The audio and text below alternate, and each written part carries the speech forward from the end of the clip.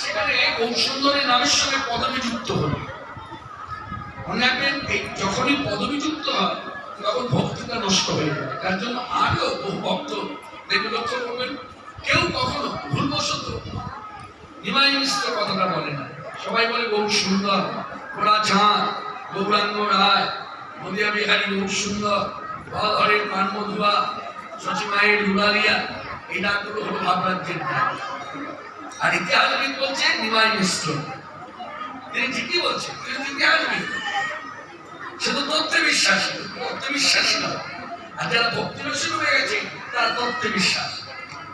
ভক্তি ভাব রাখটা আর যুক্তিবাদীদের জায়গাটা এক করলে হবে না। যুক্তিবাদীদের কথা আলাদা, তাদের চিন্তাধারা আলাদা। আর যারা ভক্তি রসিক হয়ে গেছে তাদের কথা আলাদা, তাদের অনুভূতি নেই। মানে গোটা পৃথিবীতে এই যে ভগবত তত্ত্বটা দাঁড়িয়ে আছে, অনুভূতির উপরে দাঁড়িয়ে আছে। অনুভব যার আছে সে হচ্ছে ভগবান আছেন। শুধু এই ভগবান আছেন কথাটা বলে তারা ক্ষান্ত না, তার সঙ্গে আরো দুটো কথা জুড়ে দিয়েছে। সেই দুটো কথা কি? ভগবান আছেন, ভগবান আসেন, ভগবান ডাকেন। এই তিনটি কথাই সত্য কথা। এই তিনটি কথার উজ্জ্বল দৃষ্টান্ত, জ্বলন্ত প্রমাণ হচ্ছে আমার গৌর সুন্দরের আবির্ভাব। ভগবান এলেন মানুষের মাঝে, মানুষের সাথে জীব উদ্ধারে। আপনার কথাগুলো সকলেরই জানা, আমি স্মরণ করছি মাত্র। তিনি এলেন জীব উদ্ধারের জন্য। এটা হলো তার বহিরাঙ্গের কাজ। আর অন্তরঙ্গ কাজ হচ্ছে অন্তরিত একটা কারণ আছে। ওই যে কারণটা আমাদের জানা। কেন এলেন গৌর? সেই ব্রজের কৃষ্ণের গৌর হয়ে কেন এলো? ওই ছোট প্রেমা, ওই ছোট প্রেমা, ওই ছোট মাধুরী মা, ওই ছোট সুখে তো ভোগ, এদিন বঞ্চিত ধন ব্রজে না হইল পূরণ, কি কহিব না পাইয়া, তাই ভাবিয়া দেখিল মনে তোহার সর্ববিনে, এসো প্রয়াসার প্রভু নয়, তোহার উপকান্তি ধরি, তোয়া প্রেমে গুরু করে, নদিয়াতে হইব উদয়। আধার প্রেমকে গুরু করে, আধার কান্তি, আধার ভাব নিয়ে আমার প্রাণের প্রাণ গৌর সুন্দর গোলকের ঠাকুর গোলকে নেমে এসে কি করলেন? দাঁড়ে দাঁড়ে ঘুরে ঘুরে নাম দাঁড়ে প্রেম দাঁড়ে জগৎ মাতালো জগৎ ভাষা। সেই কথা স্মরণ মনন করে আমরা গাইতেই পারি, আমরা বলতে পারি, পথে পথে নদী যায়, সে যে পথে পথে, সে যে পথে পথে নদী যায়, পথে পথে হরি নাম কে বেড়ায়, পথে পথে নদী যায়, হরি নাম কে বেড়ায়, পথে পথে হরি নাম কে বেড়ায়, পথে পথে নদী যায়, হরি নাম কে বেড়ায়, পথে পথে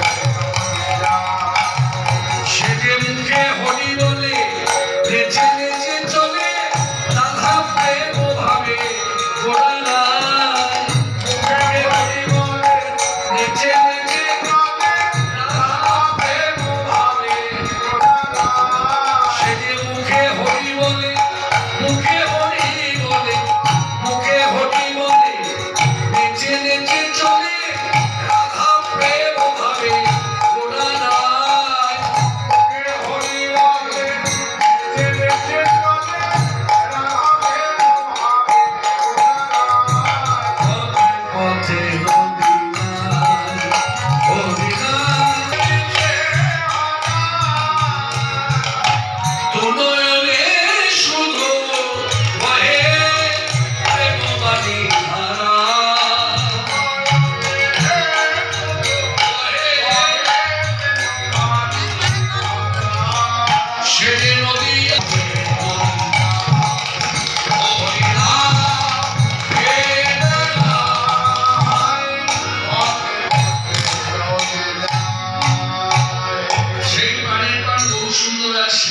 না, সাঙ্গপাঙ্গ সঙ্গে নিয়ে শিকল করতালের ধরিতে উত্তর নৃত্য করছে। আমাদের মনে রাখতে হবে, মাথায় রাখতে হবে, পুরুষ যতভাবে নৃত্য করুক, পুরুষ মানুষ যতই ভাবে নৃত্য করুক, তাকে আখ্যা দেওয়া হয়েছে তাণ্ডব নৃত্য। পুরুষের নৃত্যটা তাণ্ডব নৃত্য। আর মেয়ে মানুষ যদি নৃত্য করে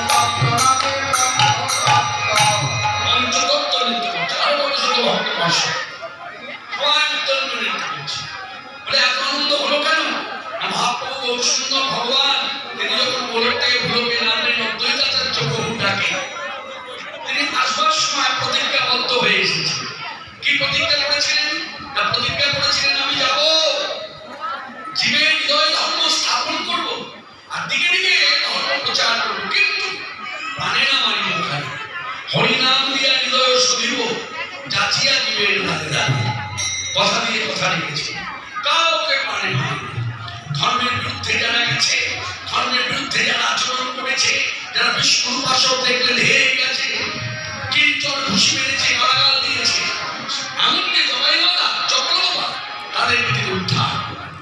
তাই গোলক এলো প্রেম ধনে দিল সবারই যাচিরা।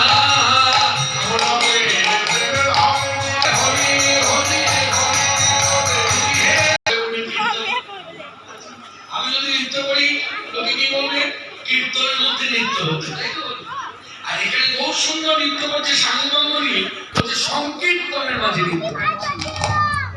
সংকীর্তন মানে এই হরে কৃষ্ণ কৃষ্ণ কৃষ্ণ হরে হরে, হরে রাম রাম রাম হরে হরে, সবাই উচ্চস্বরে গাইছে, তার মাঝে বহু নৃত্য করছে। তাই না, সংকীর্তনের মাঝে। কেন ওরা পদাবলী গাওয়া হলো না কেন? এইদিকে এদিকে কথার দিকে মনে রাখো, ভক্তির কথা। পদাবলী গাইল না কেন? তারা কি পদাবলী জানতো না? মনে রাখবেন, মাথায় রাখবেন, রাশিয়ার যে পদাবলী, রাশিয়ায় যে পদাবলী শুনে শুনে আমরা অভ্যস্ত, যেমন শারদচন্দ্র পবনবন্ধ, হ্যাঁ, প্রথম পদ, তারপর দ্বিতীয় পদ হচ্ছে বিপিনে মিলল প্রিয় নারী, তারপর তৃতীয় পদ হচ্ছে ঐচ্ছন বচন কহল জবগান, হ্যাঁ, তারপরে চতুর্থ পদ হচ্ছে কাঞ্চনমণি রাসমণি রচনা। এই দৃষ্টান্ত যে কথাটা বলছি, এই এতগুলো এই চারটে পদাবলী শুনলাম, এই চারটে পদাবলী কিন্তু গোবিন্দ দাস। আর গোবিন্দ দাস জন্মেছে হচ্ছে চৈতন্য মহাপ্রভু অপ্রকট হওয়ার পরে। চৈতন্য মহাপ্রভু যতদিন প্রকট মানে ভূমিকা আছে, তখন গোবিন্দ দাসের জন্ম হয়।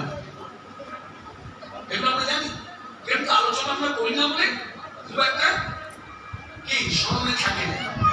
সমাজে যারা এসেছেন খুব ভক্তি ভরে শ্রবণ করুন, তাহলে এই পদাবলী রাশিয়া পদাবলী পরে তৈরি হলো, তাহলে সেখানে রাশিয়া আস্বাদন হলো কি করে? বহু সুন্দর রাশিয়া আস্বাদন করলেন হরিনাম সংকীর্তনের মধ্যে দিয়ে। তার জন্য হরিনামকে বলা হয় হরে কৃষ্ণ মহামন্ত্রনাম, কি বলি হরিনাম সংকীর্তন। এই হরিনামকে বলা হচ্ছে সর্বকার্য সিদ্ধি। এই হরিনামের দ্বারা লীলা সাধন হয়, এই হরিনামে অশুভ শক্তি নাশ হয়, এই হরিনামে যত মঙ্গল আছে সব দূরে যায়, এই হরিনামে আনুষঙ্গিক আরো ফল আছে, পাপ নাশ, দুঃখ নাশ, এর সব আনুষঙ্গিক ফল। আর হরিনাম করলে মনে রাখবেন, হরিনাম করলে কি হয়? হরিনাম করলে কৃষ্ণের প্রতি ভালোবাসা যাবে।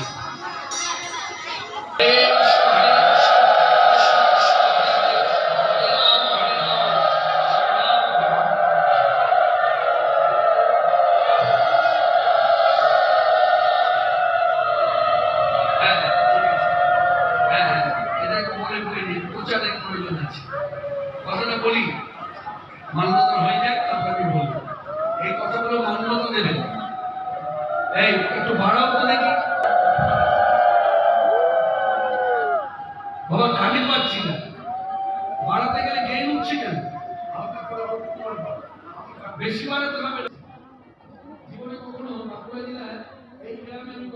আসিনি, এবার চুক্তিবদ্ধ হয়ে শুরু হয়েছে হরিকথা বলা, তাই এসেছি।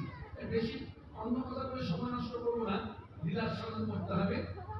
যদিও অধিক রাসলীলা 10টায় শুরু হয়েছে, তাকে কথা বলার আছে, কথা মান্যতা দেবে, তবে আমার বলাটা সার্থক হবে। এই যে এত বড় মালাটা শুধু যে কৃষ্ণপাল এসে জীবন তা নয়, এই রকম অভ্যাসটা কিন্তু আপনাদের অনেক আগে থেকে। এত বড় মালা অন্যান্য গায়ককেও পড়ানো হয়, শুধু আমাকে নয়। এখানে ভুল, এখানে ভগবানের ঊর্ধ্বে কেউ নয়। এইসব কথা মাইকে কখনো প্রচার হয় না। বড় মালা দিলে পরে একটা সম্মান আলাদা, হ্যাঁ দেখতে ভালো লাগে, একে বলবে বাধা দেবে, ওরে বাবা মালা পড়িয়েছে আমার ফেসবুকে ছেড়ে দেবে, কত বড় মালা নিয়ে গান করছি, দেখো আমার কত সম্মান। না, এখানে এই কথা, এই সম্মানের জন্য এখানে ছুটে আসা নয়। ভক্তির বহিঃপ্রকাশ, ভক্তিটা যেন এমন কিছু ভক্তিটা যেন আমার নষ্ট না হয়, ভগবানের ঊর্ধ্বে মানা যায়। এখানে যতজন আমরা মানুষ আছি সবার ঊর্ধ্বে হচ্ছে ভগবান, ভগবান তত্ত্বকে মর্যাদা দিতে হবে। তাই ভগবানের গলায় যে মালা শোভা পায়, সে মালা দাসের গলায় শোভা পায় না। অতএব মালাটা দেখুন আমার হাঁটু ছাড়িয়ে চলে গেছে, অতএব এই মালা হবে না ভিড়। অতএব আরো যারা হরিবাসন থেকে এসেছেন, এখনো যাদের কীর্তন যোগ্য এখনো শুরু হয়নি, বৈশাখ জ্যৈষ্ঠ মাস মনে রাখবেন, এখনো পড়ে আছে অনেকদিন, তারা এই কথা থেকে শিক্ষা নিন।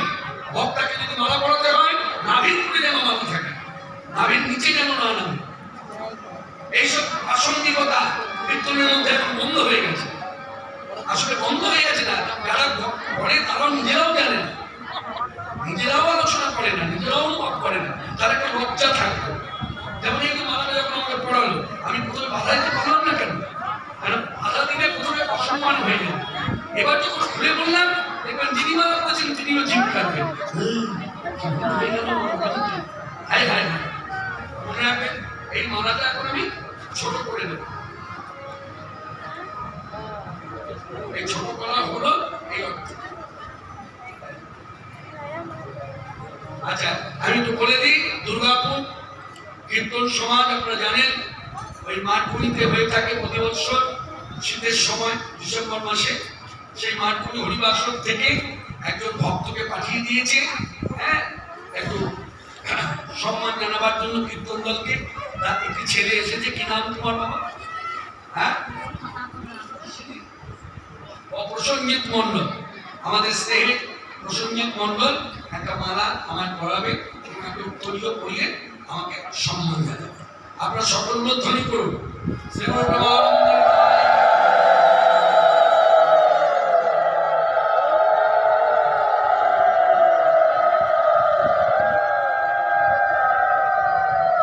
তাহলে এবার কথার মধ্যে ফিরে গেল, তাহলে কথাটা শুনলেন, সবাই মান্যতা দেবেন, সবাই মান্যতা দেবেন। হাত জোর করে অনুরোধ করছি, এখন সময় এসেছে পরিবর্তন করুন। ভগবানের মর্যাদা কখনো বক্তা পেতে পারে না। বক্তা যতই ভালো বক্তা হোক, যতই সুরে না বলা হোক, যতই সে নয় জ্ঞান থেকে কীর্তন করুক, যতই সে শাস্ত্রের বিশ্লেষণ করুক, হ্যাঁ, শ্লোকের বিশ্লেষণ করুক, তবু তার মর্যাদা ভগবানের মর্যাদা এক নয়। এখানে ভগবানের মর্যাদা সবার ঊর্ধ্বে রাখতে হবে। আমরা সবার পরিচয়টাই হচ্ছে আমরা সবাই দাস। কাউকে বলার ক্ষমতা দেয়, সে বলে, কাউকে শোনার ক্ষমতা দেয়। শোনার ক্ষমতা কজন আছে? শুনতে গেলে ধৈর্য রাখতে হয়, সেটা আপনারা পেয়েছেন। আবার আরেকদিন বিচার করলে যদি ঠিক সুখ্যাত সময় ভজনীয় চিন্তায় করেন, তাহলে জানবেন আপনারা কিন্তু এগিয়ে, আমরা পিছিয়ে। কারণ নববিধা ভক্তির প্রথম খুঁটি হচ্ছে শ্রবণ, যেটা আপনারা করেছেন। নববিধা ভক্তির প্রথম অঙ্গই হচ্ছে শ্রবণ, দ্বিতীয় খুঁটি হলো কীর্তন, যেটা আমরা করছি। সেই দিকটা যদি বিচার করা যায়, তাহলে এই শ্রোতাবর্তী ভক্ত, যাই হোক এই কথা সমাধান করি।